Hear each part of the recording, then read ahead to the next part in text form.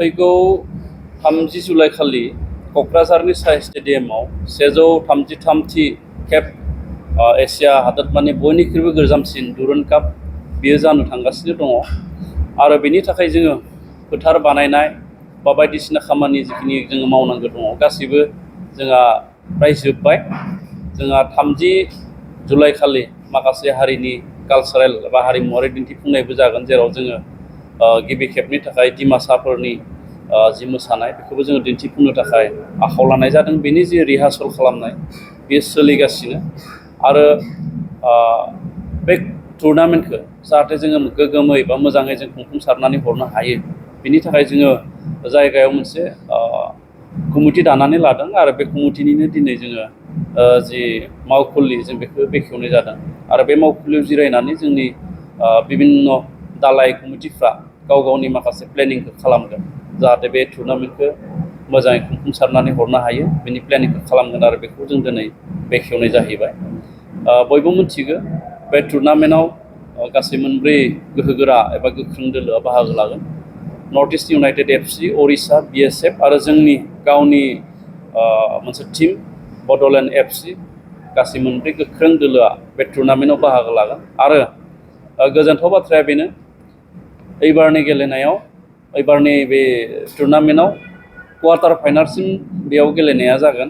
21 August खालि बे quarter final गेलेनाया जागोन। जों फिक्सारखौ अलरेडि रायजो राजानो फोसावनानै होनाय जादों। माखासे गेमा बेलासि आरो माखासे गेमा मोनाबिलियाव जागोन, दा बेखायनो बेखौबो जों फोसावनानै होबाय आरो दा सानजौफुनि 12 रिंगानि उनाव जायफोर नायगिरि बिथांमोना नायनो गोसो बिथांमोना बुक माइ श' होननाय मोनसे एप्स, बे एप्सआव एन्ट्रि टिकेटखौ बिथांमोना गाव गावनो दाननानै लानो हागोन आरो जों बे स्टेडियाम सिङाव 11,000 नायगिरिफोरनि थाखाय जोङो बेबस्था खालामनाय जादों।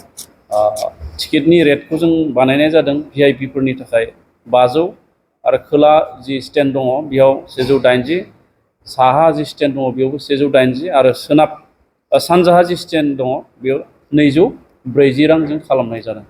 दा बयबो बुक माइ श' बेयाव थांनानै गावबा गावनि टिकेटखौ बिथांमोना दाननानै लानो हायो। दा गोजोनथाव बाथ्राबाव बे बाराव अखा बांखानिफ्राय जोङो जेबो साननांगौ गैया, मानो होनना बुङोब्ला जोङो फोथारखौ अन्थाइ बालाजों जोङो जिबायदि फिफा स्टेन्डार्डनि बानायनांगौ बिदि जोङो बानायनानै दोननाय जाबाय। जेसेबां अखा हायोब्लाबो थांनाय बोसोरनि बायदि बेवहाय हाब्रु जानायनि जेबो चान्स गैया आरो गोबाङानो जोंखौ फन खालामदों बा गोबाङानो बुंदों सोरनि बायदि जाहाथे टिकेटखौ लानानै बिदि जेबो गावजों गाव दावराव दावसि जाहाथे दाजाथों होनना, आरो बिनि थाखायनो जोङो टिकेटखौ अफलाइनाव जोङो दाननायनि जेबो बेबस्था खालामनाय जायाखै, गासैबो टिकेटखौ अनलाइनावनो जोङो खालामनाय जागोन। दा बेखायनो गावबा गाव बुक माइ श'आव थांनानै गावबा गावनि टिकेटखौ लाना 30 जुलाइनिफ्राय जानो गोनां जि बे 133 दुरान्ड काप बेखौ नायनो थाखाय आं बयखौबो खावलायहरो। टिकेटआ दिनै 12थानि उननिफ्राय बुक माइ श'नि एप्सआव थांनानै गावबा गावनि टिकेट दानना लानो हागोन। आलासि महरै जोङो दासिमबो थि खालामनाय जाथ'वाखै। जोंहा मानगोनां बिटिआरनि चिफ प्रमद बर' बिथाङा दिल्लीयाव दंहैयो, दिनै फैयोब्ला जोङो सावरायलायनानै आलासिखौ जोङो थि खालामगोन। बयबो मोनसे खोथाखौ बुंलायसोदों, नर्थ इस्ट इउनाइटेड एफसिनि बिगोमा फिल्म एक्टर जन आब्राहाम बिथाङा फैगोन होनना, आरो बिथाङा फैगोनना 100% रोखा, नाथाय माब्ला फैगोन बे खालारखौ जोङो होनो हायाखै। बिथाङा जायखिजाया मोनसे गावनि खेल थाखालि बिथाङा फैगोन। दा बेखायनो बिथाङा जा खालि फैगोन, जि खालार खालि फैगोन, बे खालि जोङो सानसे साननैनि आवगायनो जोङो रायजोफोरनो फोरमायनानै होगोन जे जन आब्राहामा बे खालि फैगोन होनना, नाथाय तारिखखौ जों दासिमबो फिक्स मोनथ'वाखै, नाथाय फैगोनना 100% रोखा जानानै दं।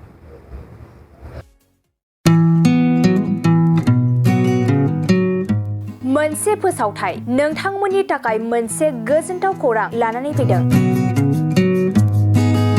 चिरां जिल्लानि सिङाव थानाय काजलगावनि सिफुं हटेलखौ गुवाहाटी नोगोरनि साखाथियाव थानाय सानसारियाव गोदानै मोनसे सिफुं हटेल ब्रान्च खुलिनाया नोंथांमोननि थाखाय गोजोनथाव खौरां लानानै फैदों।